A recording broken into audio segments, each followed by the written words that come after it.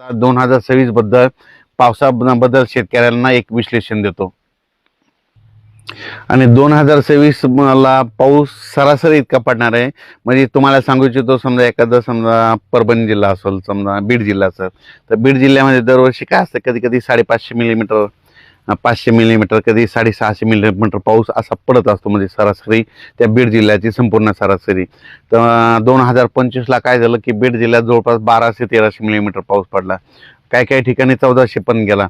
मग तितका असा म्हणजे जसा 2026ला म्हणजे दुप्पट असा पाऊस पडणार नाही, सरासरी इतका म्हणजे जेमतेमच पाऊस पडणार आहे. मात्र पिकं खूप चांगली येणार आहे, म्हणून हा अंदाज सर्व शेतकऱ्यांनी लक्षात घ्यायचा. जितका पाऊस कमी राहतो ना, त्या वर्षी पिकं चांगली येतात. कापूस चांगला येतो, सोयाबीन चांगलं येतं, तूर चांगली येतं, पांढऱ्या तुरीला चांगला उतार येतो. म्हणून हे सर्व शेतकऱ्यांनी लक्षात घ्यायचं. आणि जितका जास्त पाऊस तितका नुकसान शेतकऱ्याचं होतं. आणि 2026 जर सांगायचं झालं तर काय होणार, थोडा पाऊस कमी राहील, पण काय होणार आहे, सप्टेंबर ऑक्टोबरच्या दरम्यान जे परतीचा पाऊस येईल त्याच्यामध्ये काही काही भागाची सरासरी ओलांडून टाकेल. म्हणजे काही काही मग परतीचा पाऊस काही काही भागामध्ये ती देखील चांगला पडणार आहे. म्हणून हे देखील सर्व शेतकऱ्यांनी लक्षात घ्यायचं. आणि बऱ्याच मला शेतकऱ्याचे फोन आले की यावर्षी आंब्याला खूप मोहर आलाय. तर मी सांगत असतो ना, आंब्याला आला, पण तुम्हाला एक सांगतो, मी म्हणत असतो फक्त गावरान आंबा जर पिकला आणि टिकला तर त्यावर्षी पाऊस कमी पडतो, त्यावर्षी म्हणजे पाऊस कमी पडतो, दुष्काळ पडतो, असं मी स्वतःचा प्रॅक्टिकली अभ्यास आहे. आणि मग बरेच जण काय म्हणले की मेसेजमध्ये त्यांचं असं होतं की ते म्हणले की यावर्षी मग सगळे दुसरे पण कधी फुटते. तर तुम्हाला एक सांगू इच्छितो, फक्त मी म्हटलं गावरान आंबा, फक्त गावरान आंब्याचाच उल्लेख केलेला आहे. तुम्ही बघा, दरवर्षी गावरान आंब्याला कधीच कैऱ्या लागत नाही. 2 वर्ष येतात तर 1 वर्ष लागत नाहीत, म्हणून हे लक्षात घ्यायचं. म्हणून यावर्षी बघा, तुम्ही गावरान आंब्याचं निरीक्षण करा. तुम्ही ते दुसरे जे सरकारी आंबे त्याचं हे करू नका.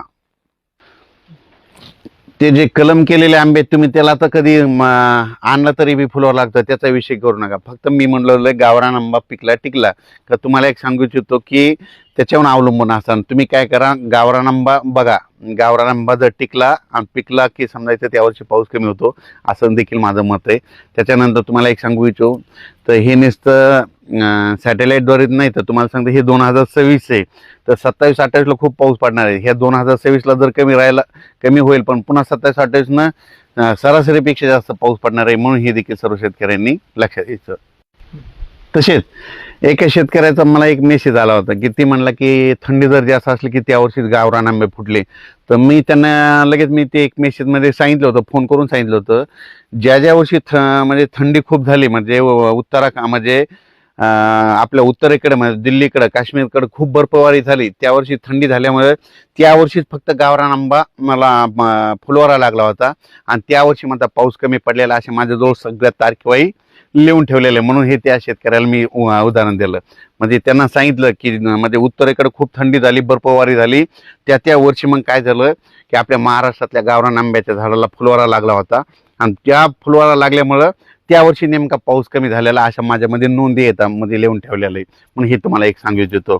तर 2026ला जेमतेम पाऊस राहणार आहे, म्हणून हा अंदाज लक्षात घ्यायचा. कमी पावसावर येणारी पिकं करा, म्हणजे त्याच्यामध्ये कापूस करा, तूर करू शकता, सोयाबीन करू शकता. लवकर येणाऱ्या जाती करा, लवकर येणाऱ्या जाती सक्सेस राहिलेल्या आहेत. म्हणून हे देखील सर्व शेतकऱ्यांनी लक्षात घ्यायचं. म्हणजे माझं म्हणणं आहे, निसर्गावर जर शेती केली पाहिजे. निसर्ग म्हणतो पाऊस जास्त आहे तर पावसावर येणारी पिकं करायची, निसर्ग म्हणतोय थंडी जास्त थंडी येणारी पिकं करायची, निसर्ग म्हणतोय ऊन जास्त आहे आभाळ जास्त आहे तर मग वेलीवर्गीय पिकं करायची. हे सांगू इच्छितो. धन्यवाद.